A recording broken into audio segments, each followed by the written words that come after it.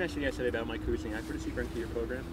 Yeah, Mike is formerly in the Marines, and he's our director of player services. I think he does a tremendous job. All the things you think of when you think of the military in terms of quality of character, reliability, discipline, all those things I think play very well with us. And Mike's also, kind of the mind behind a lot of the helmet variations that we use. He's the inspiration for a lot of that stuff. What are you seeing from Deontay Roberts' progression this year? I'm really pleased with Deontay. I think he's done an excellent job of absorbing a lot of information as a true freshman, and learning our base defense and playing in some of the sub packages. That's not an easy thing to do. I'm excited about him and what he's ultimately going to be in our program. So you were in a similar situation with your secondary 2 years ago with all the freshmen. What'd you learn from that? What have you told all these redshirt and true freshmen about staying positive, I guess? Sure, and I think it starts with us. I think we, as the coaches and the leaders, we have to stay positive with them. And it's interesting you said that. I was talking to Jarius and talking to Bless today, and I told them both, I said, hey, every day you come out to play corner in the Big Ten Conference, you're going to be playing against great players. Sometimes those guys are going to make plays, and it's your job to come back the next play and be ready, because the next play might be a pick, the next play might be a pass breakup, but you got to be very tough mentally to make sure that you're ready to come back the next play, and you got to train yourself to do that in practice.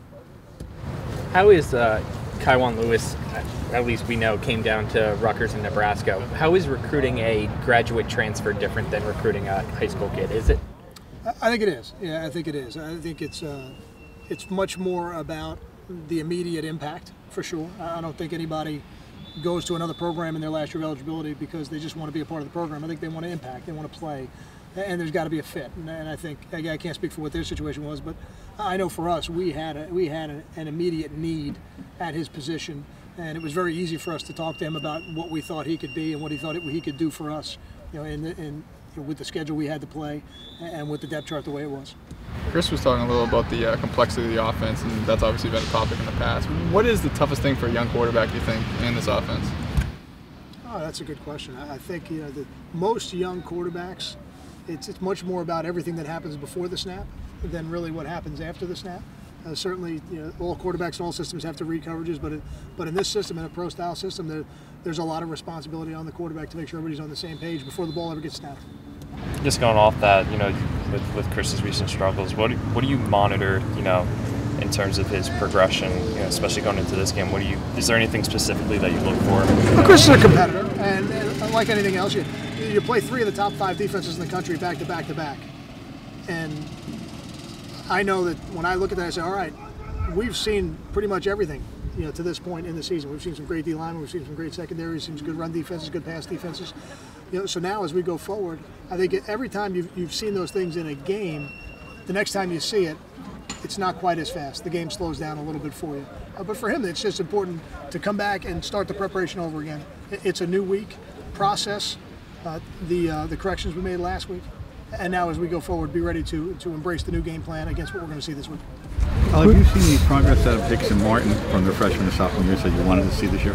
I do, and I think they're more complete players now. We didn't play them in the beginning part of the year because they weren't ready to play yet. And as they got the opportunity to play as the year went on, certain things we did with them, certain things we didn't. And now there's really nothing that we wouldn't do with them. We used Justin on 3rd down, but we could very easily use Josh or Robert on 3rd down as well, and they do that in practice for us.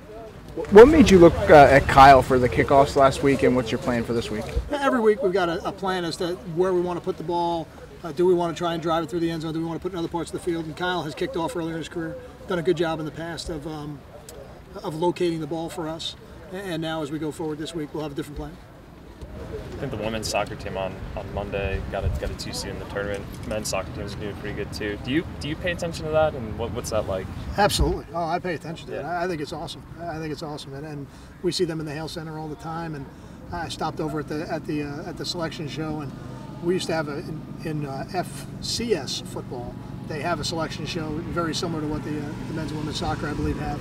So it was kind of neat. I have a lot of memories of those shows and waiting to see where you are, what the bracket looks like, home field advantage, things like that. So I'm really excited for Coach O'Neill and his program. They've had a great year, and Dan's got a nice run going too.